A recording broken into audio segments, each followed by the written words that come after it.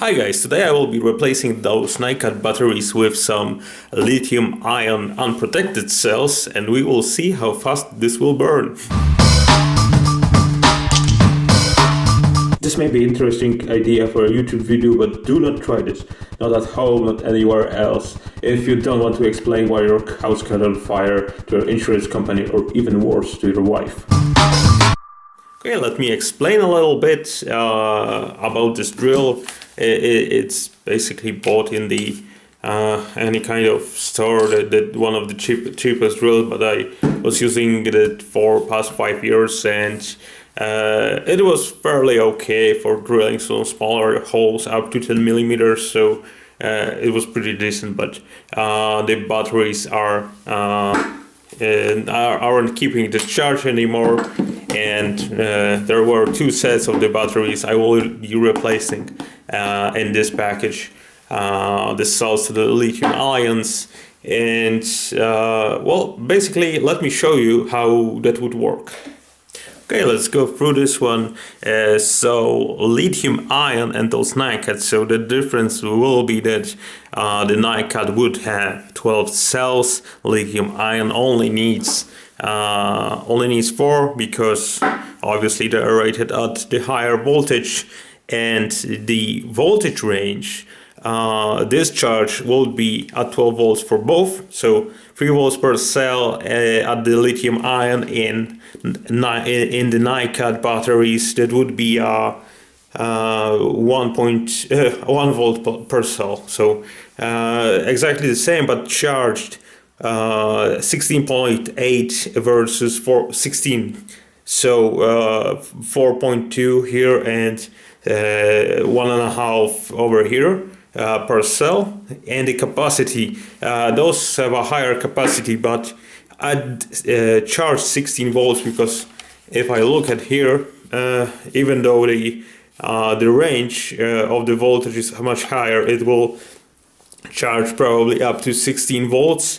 I tested the NiCd old batteries and it came out about there, and that would mean that capacity would be still about 1.5 amp hour for both of them. So at 16 volts, these would be exactly the same as these new.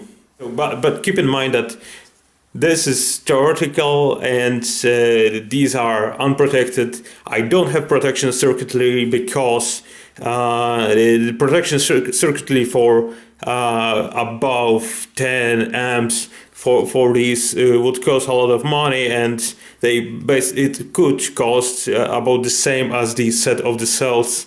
So I decided not to go with it, and I will see if it's still safe, and hopefully it would be okay, because the charging amperage is about 1.7 amps, so it should be about right. But they are rated at 10 amps constant discharge according to the document I found, but this is continuous current. And for a drill like this, because this doesn't have that much power, it will take about 20 something amps when stalled, so that it's not really that much, so I wouldn't worry about overdrilling those. And I don't suppose I will be stalling the drill for more than 1 or 2 seconds, so that should be alright. Let me start with opening this battery pack. The first problem was the fact that it uses a star screw, so that's the only key I have. Let me just loosen the screws and we will get into this one.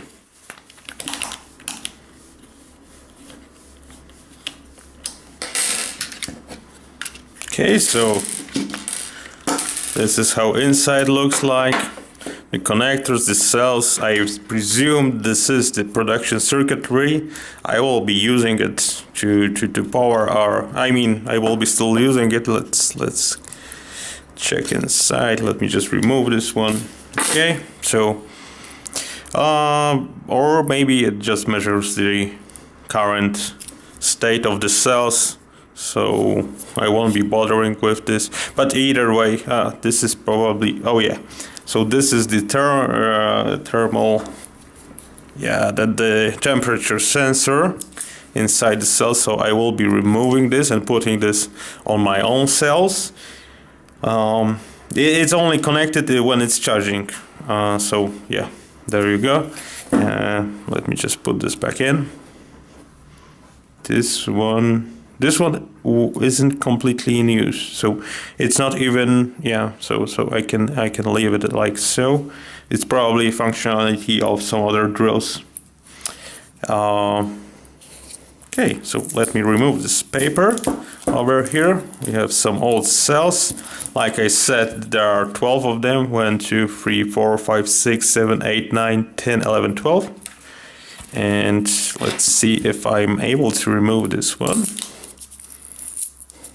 Yeah, they are pretty old cells. Let's see, because I am wondering if I'm able to remove this thermal protection. So I would love to have it on my new set of cells. So let me just cut this one. Okay. So it's staked over here. Apparently they are high star cells. So, okay. Oh yeah, that's the thermocouple. It's just glued to the side of the cell. So I will do the same with my own. Let's see if I can remove this, or do I need to use a soldering iron? So this goes over here and this goes over here. Okay, so presumably the blow on is minus, and yeah, it is, so that's okay.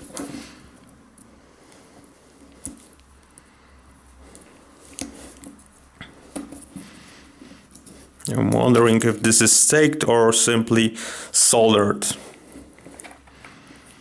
would be much better if it would be staked, but I guess this drill was too cheap to have something like, yeah. So yeah, there you go. It was just soldered.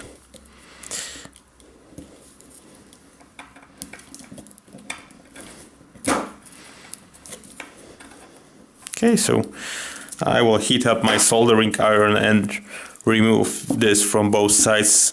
But I want to keep this this battery. Maybe I will use this for another project in the future. Yeah, but it's pretty heavy compared to the replacement. And let me also check one thing that I was wondering about. Yeah, I will be able to fit this just fine. So yeah, that's ideal, because it's even thinner than current cell, so that's really good. Let me hit the soldering iron and remove those. Right, let's try and desolder this. Let's put some fresh solder on this. There's something seriously wrong with my tip. I should replace it, but yeah, I guess I will have it for now. Yeah, I forgot to mention how I decided which cell to which battery to replace.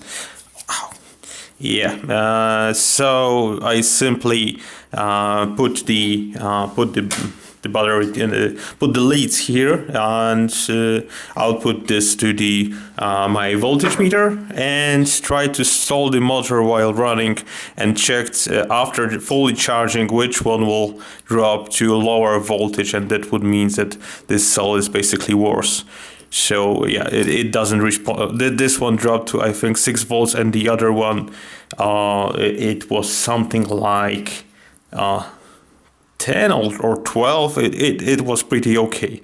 So even though I was stalling the motor, yeah. So let me just remove this. Maybe I will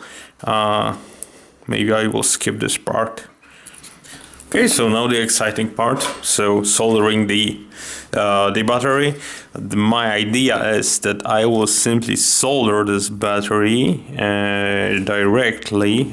Just make an incision here, but solder this directly first. So the main connections to the output will be soldered, and just put a simple connections maybe on this side to the voltage meter, because this isn't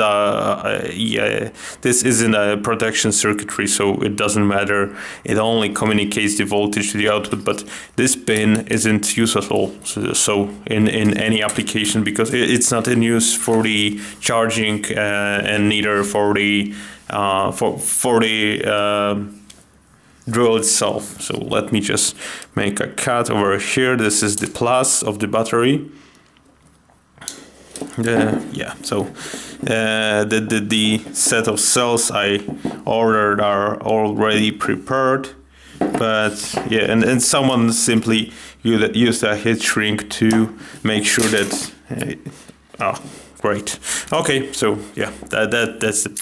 Let me just mark this with a plus and minus. This is obviously plus and minus, but let me put a marker on this just in case. Here we have it. Plus and minus, just in case. Firstly, I mean, with something like this, this is state, so I'm pretty happy with that. But with something like this, you want to have firstly something staked on the battery, because that means that you won't be putting the temperature from the soldering iron directly onto the battery. And the second thing, well, this is aluminum probably, so I will be putting the solder first. So I will make a small pull of solder on the connector, and then I will start soldering. So firstly, I want to have a pull of solder here, because this scraping here will remove any air. So from the oxidation of the aluminium, it will simply make this solderable, basically, because if I would pull this directly, it could not connect properly. So yeah, as you can see, the scraping really helps because it removes the air, so the oxidized aluminium on the surface is no longer there and is replaced by the by the solder.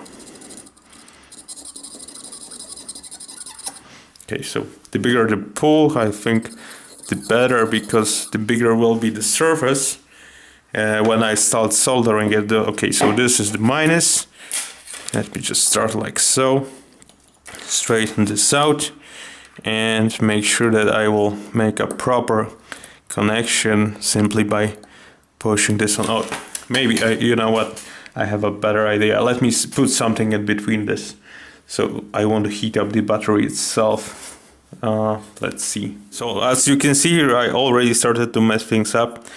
I put too much heat onto this and made almost a connection. So yeah, but this piece of paper will have to do as my thermal isolator.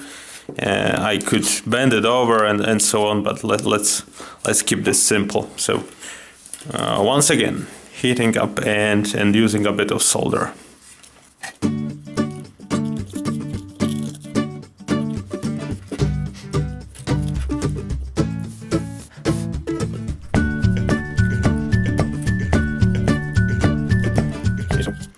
The bigger the pull of the solder, the better the connection with the cable itself will be.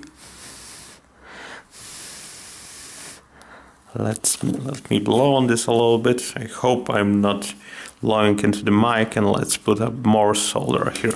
Yeah, I thought I will do this. So a little bit over here. Okay, I'm almost done.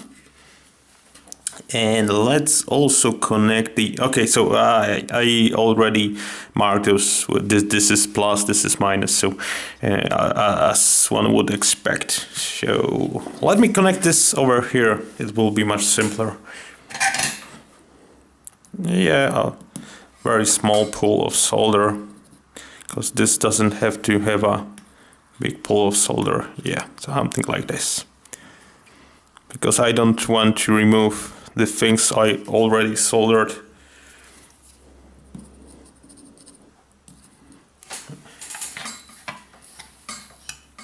In the tip. Okay, so yeah, I'm kind of afraid to put too much heat onto this, because lithium ion batteries doesn't really like that. Okay, so just a simple soldering job, because this won't pass much current. This is only monitoring the voltage.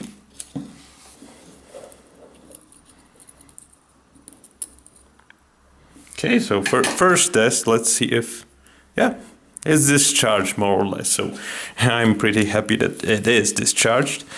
This is okay. Let me put a bit of tape to fix what I messed up under the connector. I will put a bit of the tape here, so it should be all right. Okay, let me put, oh yeah, right. So and how would I like to have this? So something like so, but the front would be over here. Okay, and yeah, so that would be on the back, so I will have to flip the cables. I would prefer to have this bottom up, but can I do this? Let me just try and put this one through here. Hopefully I won't short anything in the meantime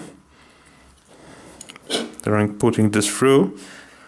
Yeah, they are kind of shorted. I mean, those cables are a little bit short over here.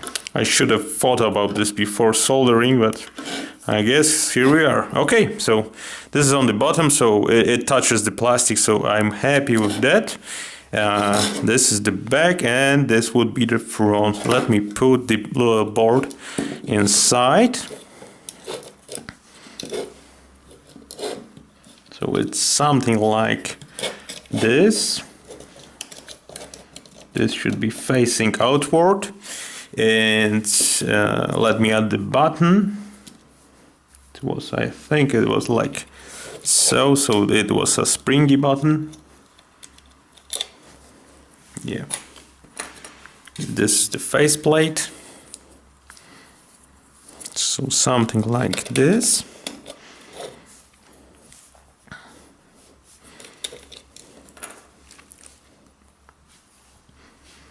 Yeah, so this should go inside of here.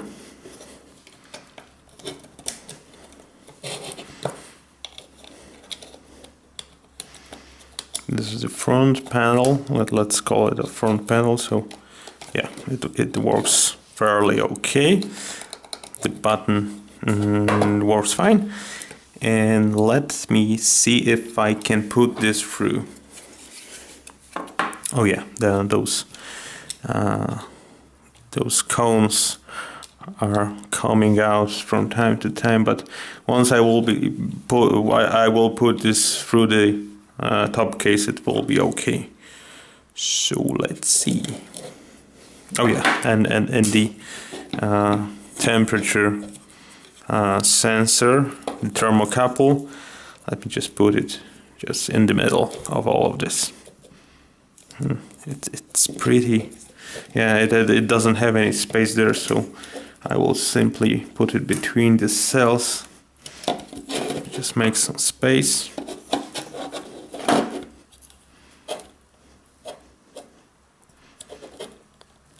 Oh yeah, so like this. See? Okay. So I am almost done. I will have to make sure that this all fits correctly. Maybe I should glue the cells to the top, because when I will be putting this together, it will be easier this way. So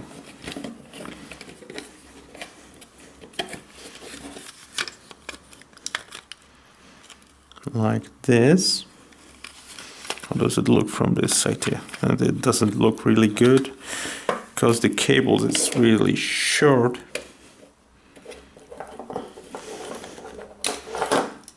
Okay, I just, oh shit, I think I removed this one. So yeah, let me solder this back in, and I'm almost done, because this this is okay-ish.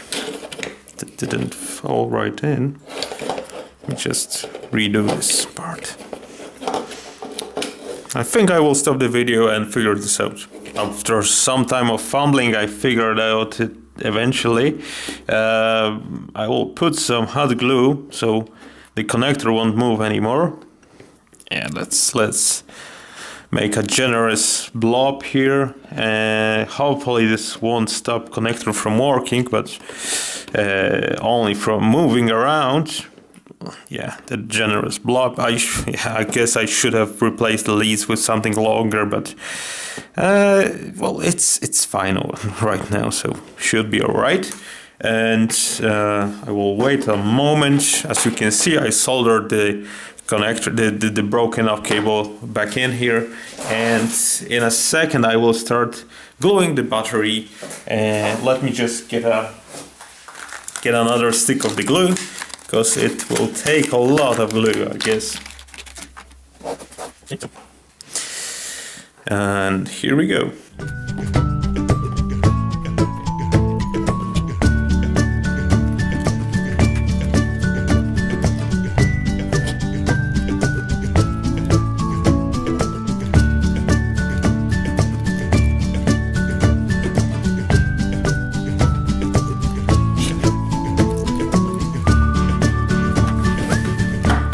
It more or less sticks, and the good thing about gluing this with a hot glue,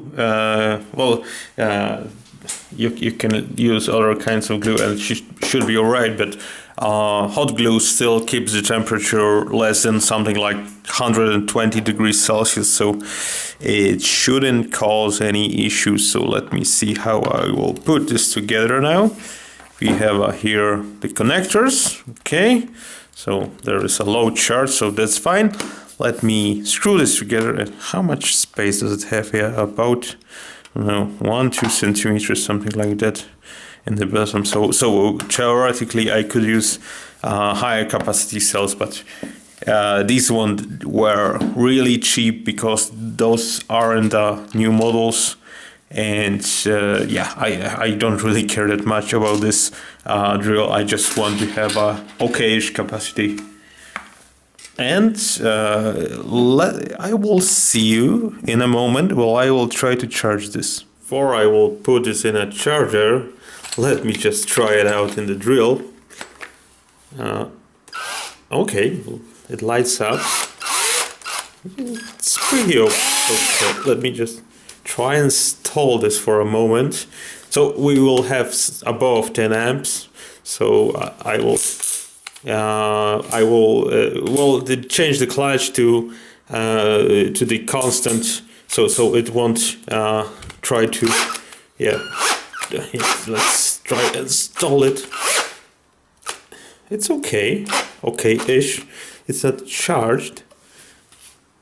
Doesn't seem to get warm on the outside. Let me just check the connectors. No, it's fine. Okay, that wasn't expected, but I'm happy with that.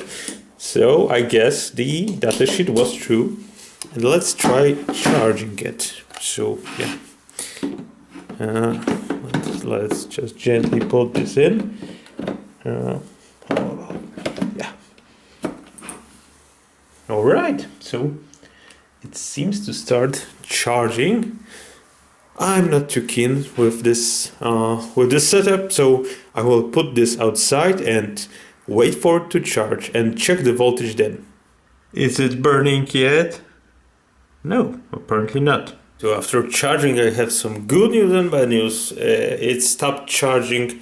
The charger stopped at 18.5 volts, which is bad news, but it stopped on itself, so I guess that's okay. The bad news also is that it will charge itself to 4.5 volts, so kind of a lot, but that would mean that the lifespan of the cell probably would decrease to something like 100 charges or something like that. But it also means that the cells are charged. The capacity will be increased by this, Well, we will see, generally speaking, when I will be using it. If something will happen in the meantime, I will be sure to put information in the comments. And now I'm measuring the amperage at the top level of charging, because this is currently charged theoretically. It showed a green LED, so I flipped it around because, as you recall, I have a hot glue, and if the charge will, if the cells will start heat up very fast, it will mean that they will fall off. And let me turn on the charger here. Okay, so it does a self-test, and yeah, as you can see here, yeah, very small current, but it quickly jumps to yeah, I have the leads wrong, but it doesn't matter. There is an additional lead for the temperature. It seems that it still charges. Keep in mind that this is 18.5 volts, so kind of a lot for lithium ions. Yeah, let me maybe put a timer here so you will know what's going on. Yeah, let me enable the amperage once again. Come on. Yeah, and let's start the timer maybe.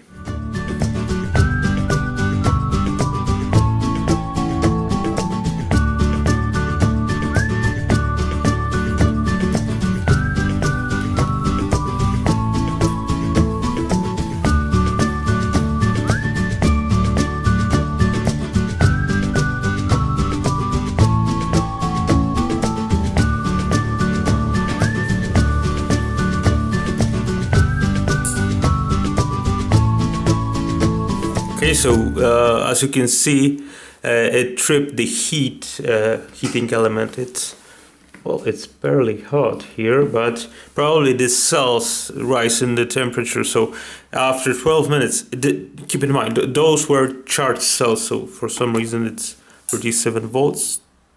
It may try to charge this again, but it simply tripped the heating element, so it disconnected the cells. So I will check if there is a problem with cells now, or is it okay maybe. Okay, let me disconnect all of this. The clicking sound is probably the protection inside the cells, because these are fairly okay Sony cells, so they probably have a overload protection inside of them. So let's keep it like this for measuring, and let me change the leads. Okay, so here I am on voltage. Let's see if the cells are, yeah, they went high resistance, so they either failed completely or will go back to normal when they cool down. So it's probably due to cell protection. Let's wait for a while. So in the meantime, when I wait for them to, well, basically maybe fix themselves, wanted to take a look at the inside. How does it look like in here?